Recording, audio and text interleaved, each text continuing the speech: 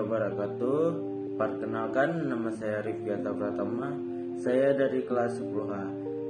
Tampilnya saya di sini, saya akan menjelaskan teori penyimpangan. Teori penyimpangan yang saya ambil yaitu ada dua teori, yaitu teori diferensi asosiasi dan teori trace. Teori diferensi asosiasi adalah individu yang terlibat dalam penyimpangan sosial melalui interaksi dan asosiasi dengan individu lain dalam lingkungan sosial mereka. Sedangkan teori trace mengemukakan bahwa individu dapat terlibat dalam penyimpangan sosial karena stres yang mereka alami atau ketegangan yang mereka alami di kehidupan mereka. Dan di sini saya akan memberikan contoh teori diferensi asosiasi. Berikut ini contoh teori diferensial asosiasi. Di sini saya akan mengaitkan contoh-contoh itu di lingkungan sekolah, yaitu kayak seseorang siswa yang tidak merokok duduk di suatu tongkrongan. Lalu tongkrongan itu mengajak dia untuk merokok di belakang sekolah. Awalnya dia nggak mau, tapi karena faktor tongkrongannya isinya semua merokok, akhirnya dia coba dan mulai terlibat dalam kegiatan merokok itu. Akhirnya dia terlibat dan ujungnya itu termasuk ke pelaku penyimpangan.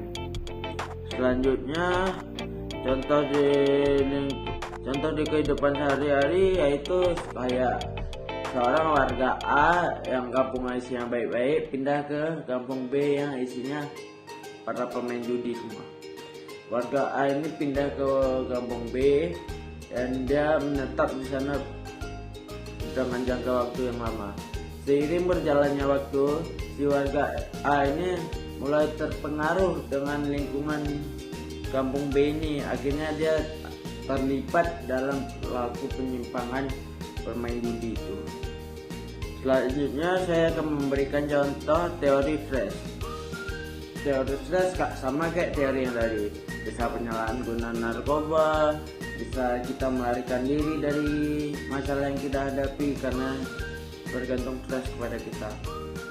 Contoh di lingkungan sekolah, kadang seorang siswa itu masuk ke kelas dengan posisi pikirannya yang nggak pas, di rumah dia selalu kena marah, hidupnya nggak tenang, sampai masuk di kelas tuh pun dia juga gitu, makin nggak tenang, makin dimarahi guru karena tugas gak ada yang dibuat sama dia. Akhirnya dia makin stres dan mencoba untuk mencari ketenangan.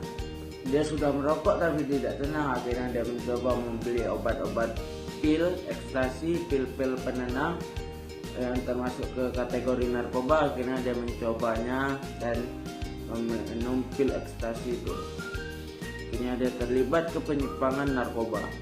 Ada juga yang penyimpangan melarikan diri, sama juga teori yang di lingkungan kelas.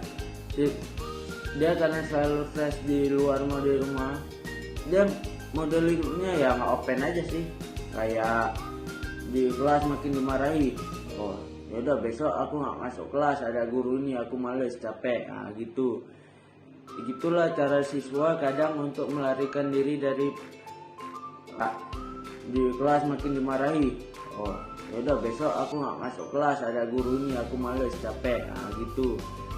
Begitulah cara siswa kadang untuk melarikan diri dari stres yang dialami untuk menenangkan dia. Sekian.